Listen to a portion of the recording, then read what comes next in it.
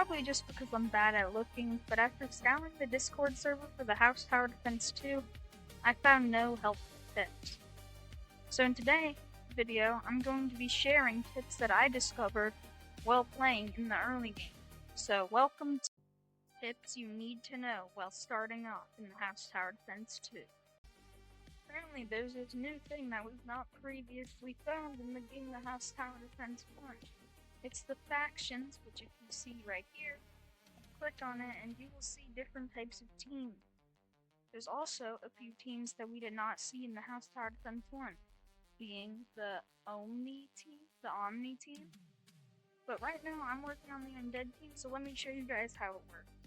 So pretty much you click on whatever faction you're trying to use right now, and then you can see the rewards. So if you can look over to the left side of the screen, you'll see that there's points for each faction. These points are granted to you after beating the map while using your team. And then you can upgrade things. So I'll scroll down, and I have 1 point, which means I can spend my 1 point on a soul pack. Boom, 10 voodoo tokens. But now I gotta level up more and get more points. This is just the first of many useful things for early game. Next, you may have noticed this, but it is helpful to know exactly how you use this. If you look on the bottom of your screen, you'll see your units. You can actually click on the units, and this takes you, well, you're able to see the curse that you have, but you can also equip things onto your units. Equipment, like a torso equipment, plus 8 attack speed, or a lantern in your hand, plus 8 range.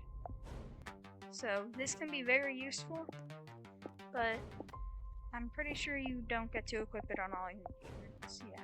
So choose wisely, but you're always able to unequip later. So look, I can just take this torso thing off, but I can put it back on with no cost. And it also makes your units look pretty stylish. Next, the curses. This is actually really important to know because the cursing system is actually different than in the House Tower Defense 1. So if you go over to the Voodoo, talk to him, you're going to click Curse My Heroes, and then you're going to look at the curses. We have Brittle Bones, Grim Fortune, Crimson Hunger, Soul Tether, Crypt Breath, Plague Bite, Shadow Veil, Dread Pulse Fallen, Hex Flame, Devil's Pact, and Nightmare. However, you can click on each one and it will show you the rest of the stuff. I guess this is kind of the same, but there is something different. There are these little boss guys. So yeah, you select your unit and then you roll the first one. I don't have 1,000 points to lock, but hopefully I will by the end of this video. When you look at your unit, there is an equip vest, but there is something I also noticed. It might just be because I'm also new to the game, but I don't notice any boost units. Like, none. And I think the boost system may have been replaced by the factions. If I'm wrong, just comment. I'm sorry if I am. I assume that many new players may be wondering, how exactly do you change your faction? Well, just unequip all your units. This will put you to Omni faction, and then equip things that are not the other faction. So right now I equipped a holy unit, that puts me under the holy faction. So you just have to use units of that type, and then, well, that's the faction you'll get. So that actually is pretty useful to note for any confused new players. The next thing you need to know is that you can get yourself a free kitty unit by joining the group and liking the game. And 100 coins. And the kitty unit is actually not too bad.